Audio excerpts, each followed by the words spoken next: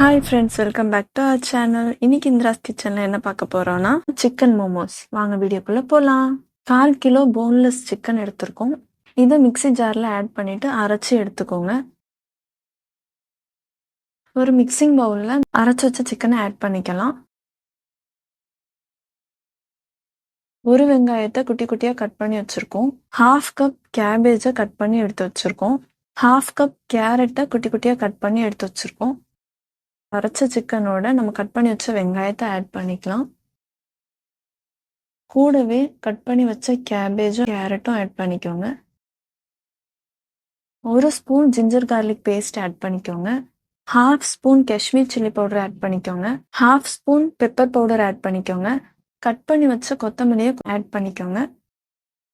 2 table spoon நல்லெண்ணெய் add பண்ணிக்கோங்க. தேவையான அளவு உப்பும் ஆட் பண்ணிக்கோங்க. இந்த வீடியோ உங்களுக்கு பிடிச்சிருந்தா மறக்காம லைக், ஷேர் அண்ட் சப்ஸ்கிரைப் பண்ணுங்க. இதெல்லாமே கலந்து நல்லா மிக்ஸ் பண்ணி எடுத்து வச்சுக்கோங்க. ஒரு பாத்திரம் எடுத்துக்கோங்க. 1 கப் அளவுக்கு மைதா மாவு இதில் ஆட் பண்ணிக்கோங்க.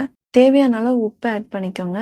தண்ணி சேர்க்கறதுக்கு முன்னாடி இதை ஒரு தடவை கலந்து விட்டுக்கோங்க. அதுக்கப்புறம் தேவையான அளவுக்கு தண்ணி சேர்த்து டோ பதத்துக்கு எடுத்துட்டு வந்துருங்க.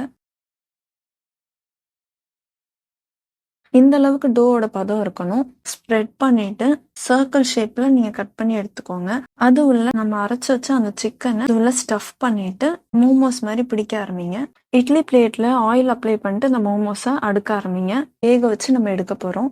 இட்லி குக்கர்ல கீழே தண்ணி ஆட் பண்ணிட்டு கொஞ்சமா தண்ணியை கொதிக்க விட்டு அதுக்கப்புறமா நம்ம ரெடி பண்ணி வச்ச இது எல்லாத்தையுமே வேக வைக்கிறதுக்கு வச்சு 20 மினிட்ஸ் க்ளோஸ் பண்ணி எடுத்துக்கோங்க. மோமோஸ்க்கு ஸ்பைசியான ஒரு சட்னி ரெடி பண்ணலாம். அதுக்கு 2 தக்காளியை இந்த மாதிரி கட் பண்ணி எடுத்து வச்சுக்கோங்க.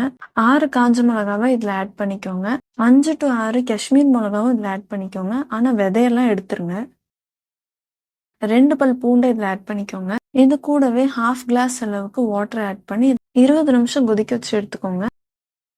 ஸ்டவ் ஆஃப் பண்ணி இதை எடுத்து ஆற வச்சுக்கலாம். அதுக்கப்புறமா தக்காளி மேல இருக்க தோலை நம்ம எடுத்துட்டு அரைக்கிறதுக்கு ரெடி பண்ணலாம்.